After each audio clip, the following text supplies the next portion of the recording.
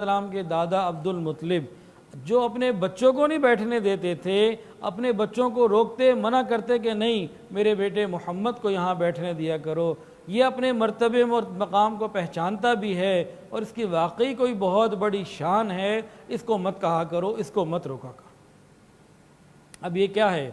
یہ اللہ رب العزت کی طرف سے تربیت کا ایک نظام ہے۔ کیسی تربیت؟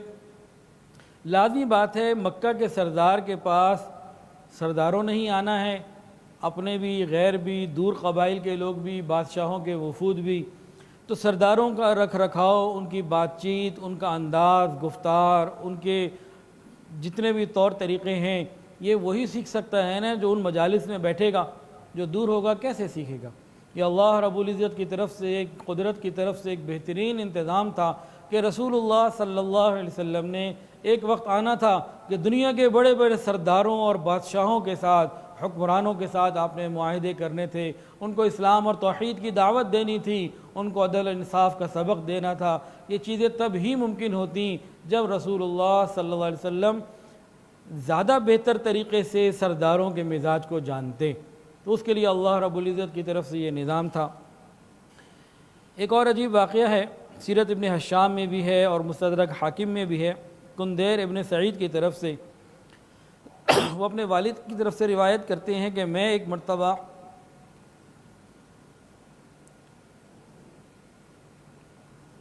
زمانہ جاہلیت میں حج کے لیے حاضر ہوا مکے۔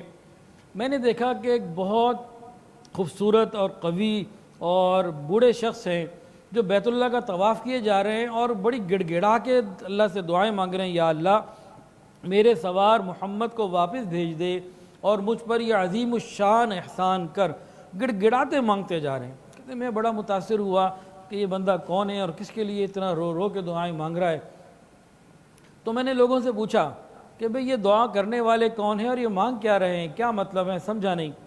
انہوں نے کہا کہ یہ مکہ کے سردار عبد المطلب ہیں، یہ اپنے پوتے محمد ابن عبداللہ کے لیے دعائیں مانگ رہے ہیں۔ کوئی ایک اونٹ تھا جو گم گیا تھا اور انہوں نے محمد ابن عبداللہ کو بھیجا تھا کہ جاؤ اس اونٹ کو تلاش کر کے لے کر آؤ، اور آج تک محمد ابن عبداللہ کو کوئی کام دیا گیا، آسان یا مشکل، سارے کام ہو گئے، کبھی ایسا نہ ہوا کہ ان سے کوئی کام نہ پورا ہوا ہو۔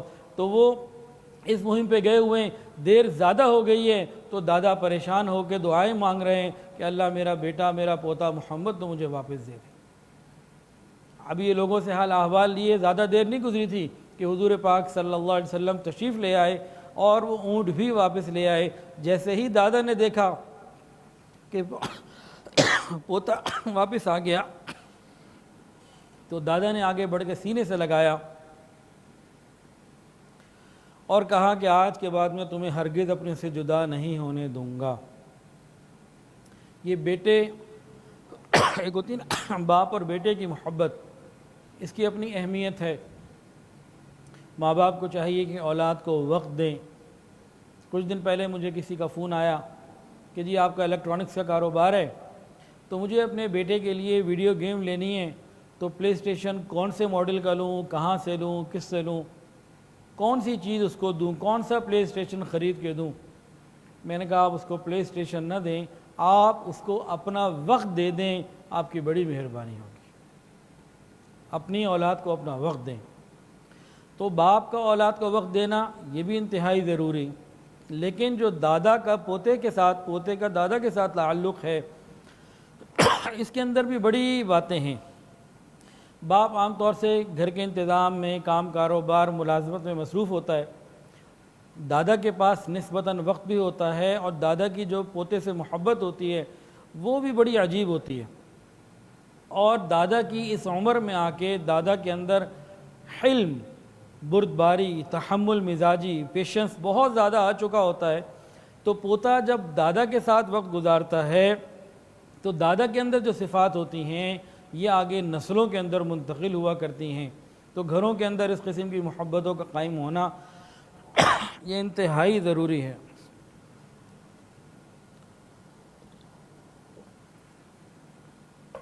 کرونا کے نقصانات تو بہت ہیں اور بہت ہی ہیں، لیکن اس کے کچھ فائدے بھی ہیں۔ ایک فائدہ تو یہ ہے کہ کئی باتوں میں ہم لوگ بہت زیادہ حد سے بڑھ گئے تھے. مثلا شادی بیاہ میں بے انتہا حد سے بڑھ گئے تھے. 1,000 آدمی، 1,500، 2,000، 2,500 آدمی ایک ایک کھانے پہ بلائے جا رہے ہیں. 20 40 لاکھ روپے ایک ایک کھانے پہ لگائے جا رہے ہیں. یہ تو وہ بندہ کر رہا ہے جس نے کھانا کھلانا تھا. اب جو سینکڑوں ہزاروں آنے والے لوگ ہیں، ہر آدمی، عورتیں، اور وہ جو اس کے لیے تیاریاں اور لباس اور اخراجات اور دکھاوا اور کیا کیا چیزیں تھیں، کچھ وہ کنٹرول ہوئی ہیں. شادیاں ہو رہی ہیں، چند لوگ جاتے ہیں، چند لوگوں میں شادی ہو جاتی ہے سادگی سے. اس کے علاوہ دکانوں کے اوپر، اپنے کاروبار کے اوپر بے حساب بلا ضرورت وقت دینا. 10 بجے، 12 بجے، 2 بجے تک کاروبار پہ لگے ہوئے.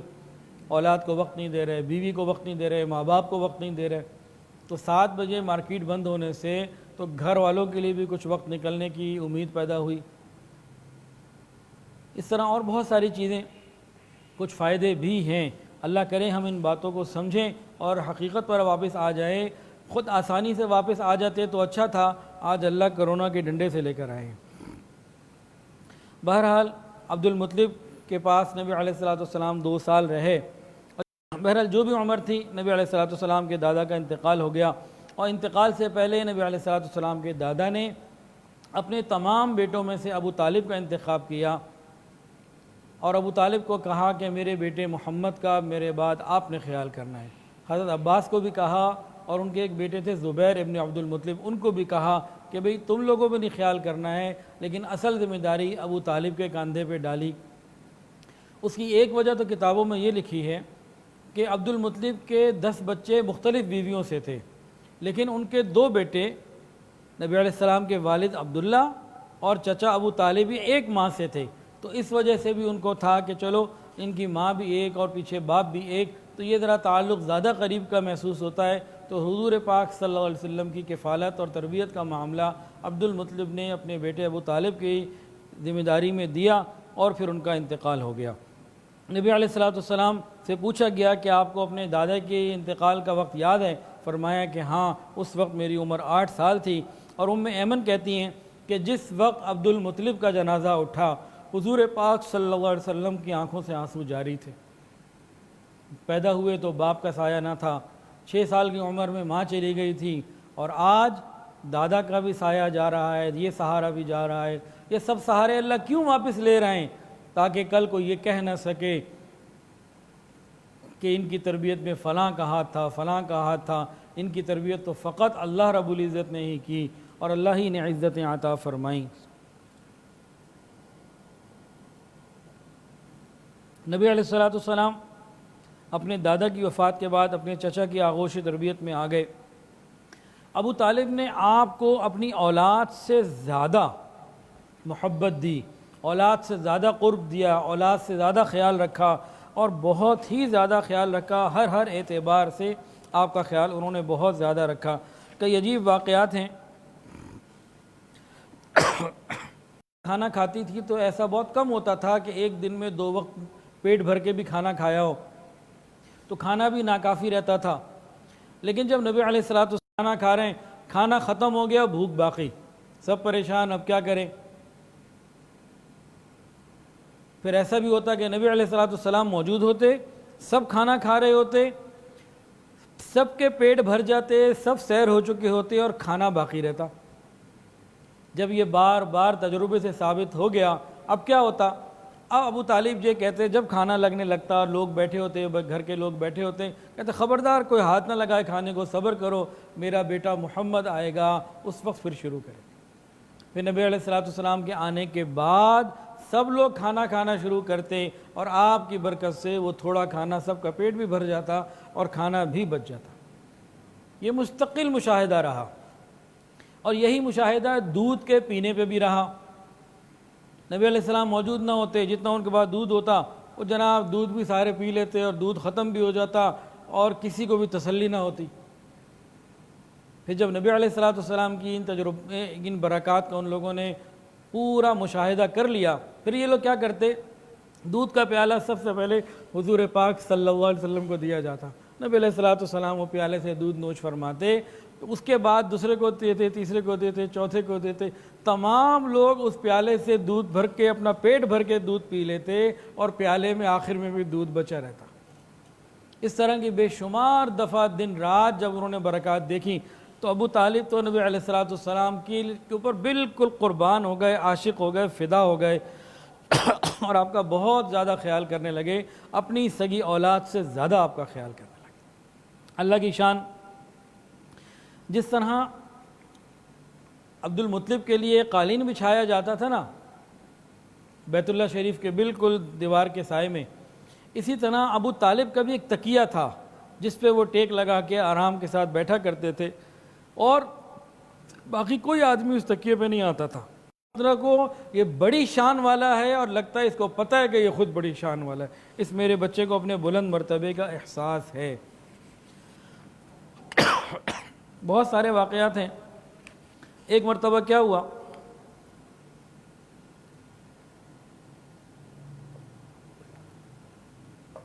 نبی علیہ السلام 7 سال کی عمر کے تھے، آپ کی آنکھیں جو ہے نا دکھنے آ گئیں، آنکھیں تکلیف میں آ گئیں۔ ابو طالب نے مکے میں بڑا علاج کرایا، کوئی فائدہ نہ ہوا۔ پھر کسی نے کہا کہ عکاظ کے بازار میں ایک راہب رہتا ہے، وہ آنکھوں کا علاج کرتا ہے، آپ اس کے پاس جائیے۔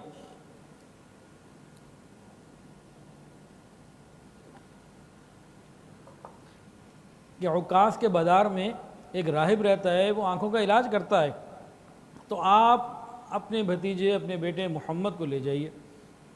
ابو طالب نے دیکھا نبی علیہ السلام کی آنکھیں تکلیف میں ہیں، فوراً اپنے بھتیجے کو ساتھ لیا اور عکاظ کے اس جگہ پہ پہنچ کے اس کے دروازے کو، گرجے کو، صومعے کو نوک کیا، اس کو آواز دی۔ وہ اندر سے آواز سن کے باہر ہی نہ آیا، یہ لوگ باہر کھڑے رہے۔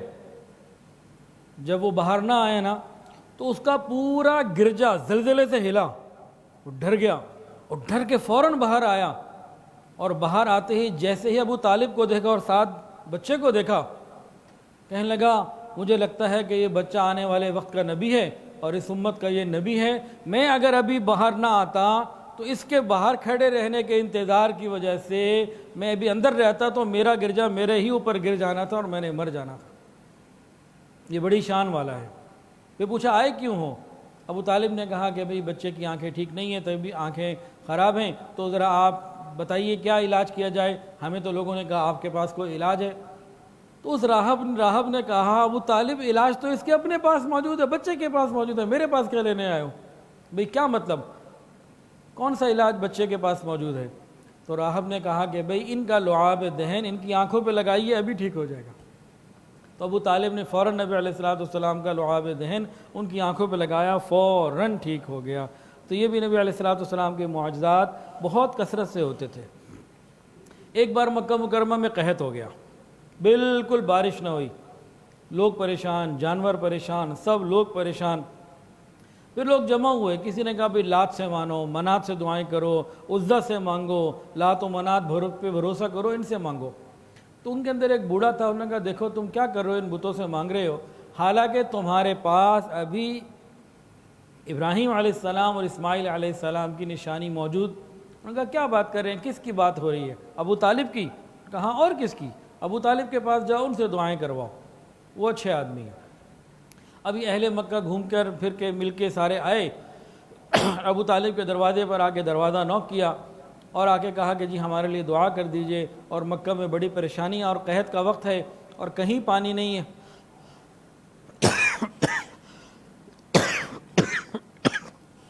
کہیں پانی نہیں ہے، اور نبی علیہ السلام نبی علیہ السلام کو بیت اللہ کی پشت سے لگا کر پھر دعا مانگی، اور نبی علیہ السلام نے بھی انگلی کا اشارہ اللہ کی طرف کیا۔ تو لوگ دیکھ رہے تھے کہ یہ سب کیا ہو رہا ہے۔ انہوں نے غور کیا تو آسمان کے اوپر کہیں بادل کا نام و نشان نہ تھا، لیکن جب ان لوگوں نے دعائیں کی فوراً بارش ہو گئی، اور اس قدر بارش ہوئی کہ شہر بھی سیراب ہو گئے، جنگل بھی سیراب ہو گئے۔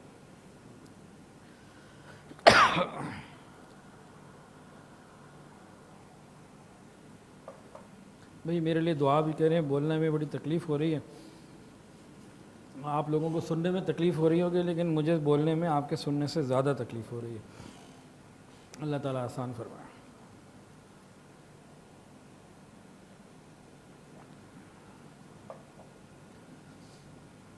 حضرت موسیٰ علیہ السلام کے واقعات تو آپ نے سنے ہوں گے، دو واقعات خاص طور سے۔ فَاضْرِبْ بِعَصَاكَ الْحَجْرَ، انہوں نے پتھر پہ لاٹھی ماری، پانی نکل آیا۔ فَاضْرِبْ بِعَصَاكَ الْبَحْرَ، انہوں نے سمندر پہ لاٹھی ماری تو راستے نکل آئے، خشکی آ گئی۔ اور الحمدللہ یہ دونوں موقع دیکھنے کا مجھے موقع ملا، اور ان دونوں مقامات پہ جانے کی توفیق اللہ نے اپنے فضل سے عطا فرمائی۔ تو یہ حضرت موسیٰ علیہ السلام کے معجزات ہیں، اور حضرت موسیٰ علیہ السلام بہت بڑی شان والے نبی، بہت شان والے نبی، بہت شان والے کلیم اللہ، بہت بڑے نبی ہیں۔ لیکن حضور پاک صلی اللہ علیہ وسلم کو بھی اللہ تعالیٰ نے اس طرح کی نسبتیں عطا فرمائی ہیں۔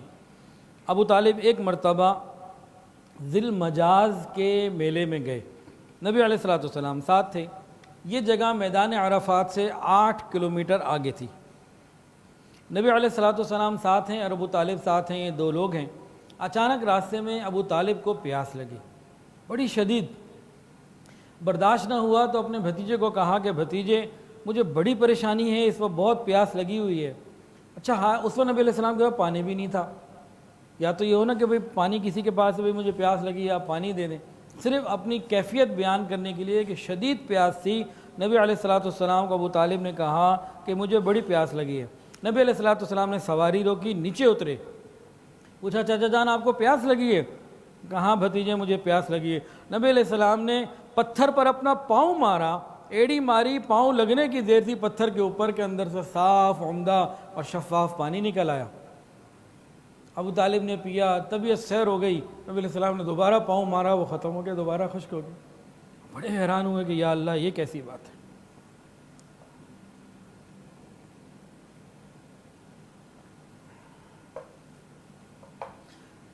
ابو طالب کے ایک بھائی تھے زبیر ابن عبد المطلب، نبی علیہ السلام نے ان کے ساتھ بھی کچھ وقت گزارا تھا۔ تو ایک مرتبہ ان کے ساتھ ایک قافلے میں گئے ہوئے تھے شام کی طرف، تو راستے میں ایک وادی گزرتی تھی، جہاں اس وادی میں ایک اونٹ تھا، وہ سرکش اونٹ کے نام سے مشہور تھا۔ وہ آنے جانے والوں کو بلا وجہ تنگ کرتا، کوئی قافلہ گزرتا، لوگ گزرتے تو بلا وجہ وہ لوگوں کو تنگ کیا کرتا تھا۔ اب نبی علیہ السلام زبیر ابن عبد المطلب کے ساتھ شام کے سفر پر روانہ تھے۔ اسی وادی سے گزر ہوا جہاں وہ سرکش اونٹ تھا، لوگوں کو پتہ تھا یہ اونٹ تو سب کو تنگ کرتا ہے۔ نبی علیہ السلام کو جیسے ہی اس اونٹ نے دیکھا، آگے آیا اور اپنی گردن زمین کے اوپر رگڑنے لگا، عاجزی اور فرمانبرداری کا اظہار کرنے لگا۔ لوگ بھی حیران تھے یہ کیا ہے۔ نبی علیہ السلام اپنی سواری سے نیچے اترے اور اس سرکش اونٹ کے اوپر بیٹھ گئے۔ پھر وہ اونٹ آپ کو لے کے وادی کے آخر کنارے تک چلا۔ پھر نبی علیہ السلام اس اونٹ سے اٹھ کے واپس اپنی سواری پر آئے اور وہ اونٹ واپس چلا گیا۔ اس ماجرے کو لوگوں نے دیکھا بھی اور یہ مشہور بھی وہاں پہ ہوا کہ یہ کیسا عجیب واقعہ تھا۔ اب یہ اپنے جہاں جانا تھا گئے، قافلہ جب واپسی لوٹ رہا تھا نا، مکہ کی طوفانی بارشیں ہوئی تھیں، وہ طوفانی پانی وہاں موجود تھا اور موجیں مار رہا تھا، پوری وادی بھری تھی، چلنے کی جگہ نہیں تھی۔ نبی علیہ السلام نے سارے منظر کو دیکھا اور اپنے قافلے والوں کو فرمایا کہ دیکھو تم بس میرے پیچھے آتے چلے جاؤ، میرے پیچھے آتے چلے جاؤ۔ نبی علیہ السلام وادی میں داخل ہو گئے اور لوگ آپ کے پیچھے پیچھے چلتے رہے۔ اللہ رب العزت نے اپنی قدرت سے نبی علیہ السلام کے لیے اس راستے کو خشک کر دیا۔ آپ اپنے پورے قافلے سمیت اس خشکی سے نکل کر اپنی منزل پہ روانہ ہو گئے اور وہ جگہ پہنچ گئے، اس وادی کو کراس کر لیا۔ قافلے والے جب مکہ آئے اور ان نے واقعات بیان کیے تو یہ مکہ کے لوگ کہہ اٹھے کہ اس لڑکے کی تو شان ہی نرالی، واقعی نرالی شان ہے۔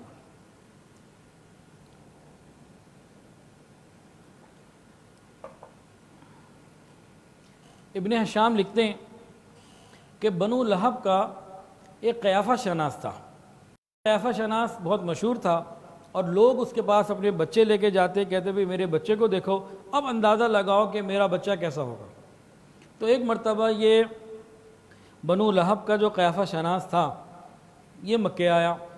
جناب مکے میں مشہور تو پہلے ہی تھا، مکے کے لوگ آ رہے ہیں جا رہے ہیں، ہر آدمی اپنے اپنے بچے کو چیک کرا رہا ہے، وہ بھیڑ لگ گئی۔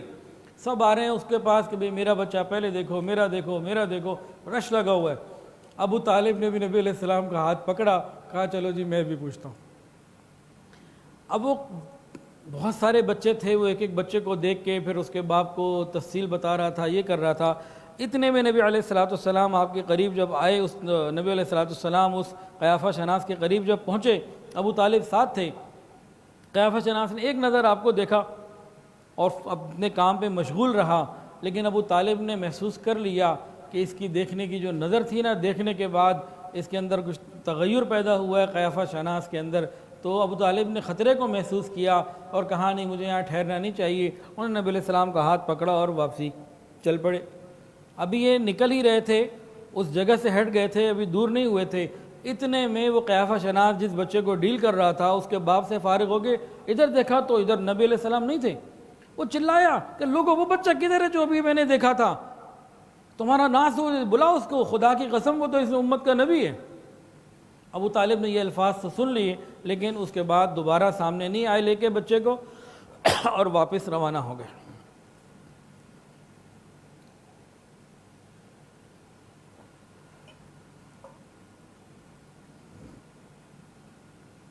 نبی علیہ السلام نے اپنے چچا کے ساتھ شام کے سفر کیا تجارت کی غرض سے۔ چچا نے ارادہ کیا کہ مجھے جانا ہے، اور نبی علیہ السلام کو ساتھ نہ لے جانے کا ارادہ کیا۔ نبی علیہ السلام مغموم ہو گئے اور خوب پریشان ہوئے، کہنے لگے نہ میری ماں ہے نہ باپ ہے، آپ مجھے کہاں چھوڑ کے، کس کے ہاتھ پہ چھوڑ کے جاتے ہیں؟ میں تو آپ کے ساتھ جاؤں گا۔ ان کا بیٹا میں تو خود تمہیں اپنے ساتھ رکھنا چاہتا ہوں، لیکن تجارت ہے، سفر کی کام کی مجبوریاں ہیں، جانا ہے، تو میں اس لیے نہیں لے کے جاتا کہ کوئی پریشانی نہ ہو، سفر کی تکلیفیں، کہ نہیں مجھے تو آپ لے کے چلیں۔ تو اس وقت نبی علیہ السلام کی عمر 9 سال تھی۔ بالآخر انہوں نے اپنے ساتھ اپنے اونٹنی پہ بٹھایا اور یہ لوگ چل پڑے۔ راستے میں کئی لوگوں سے مختلف انداز کی ملاقات، جو عیسائیوں کی خانقاہ تھی صومعہ، وہاں پہ جو راہب تھا نا، راہب عبادت گزار، وہاں کا جو پادری تھا، اس نے جب نبی علیہ السلام کو دیکھا تو چونک اٹھا، پوچھا یہ بچہ کون ہے؟ ابو طالب سے پوچھا۔ ابو طالب نے کہا میرا بیٹا، سوال ہی پیدا نہیں ہوتا اس کا باپ زندہ ہو، تم اس کے بے باپ ہو ہی نہیں سکتے۔ میں کہا اچھا بھائی بات یہ ہے کہ یہ میرے بھائی کا بیٹا ہے، اس کا انتقال ہو چکا۔ کہ ہاں یہ بات ممکن ہے کہ یہ تمہارا بھتیجا ہو، کہ جو ہماری کتابوں میں باتیں لکھی ہوئی ہیں وہ یہی باتیں ہیں کہ یہ بچہ یتیم پیدا ہوگا، اور ہم اندازہ لگا چکے تھے کہ یہ بچہ پیدا ہو چکا ہے، اور آج میں اس کو دیکھ رہا ہوں اور تمام علامات اور نشانیاں موجود ہیں نبی ہونے کی۔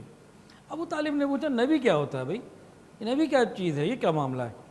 راہب نے کہا کہ نبی وہ ہوتا ہے جس کے بعد آسمان سے خبریں آئیں اور زمین والوں کو وہ ان کی اطلاع دے۔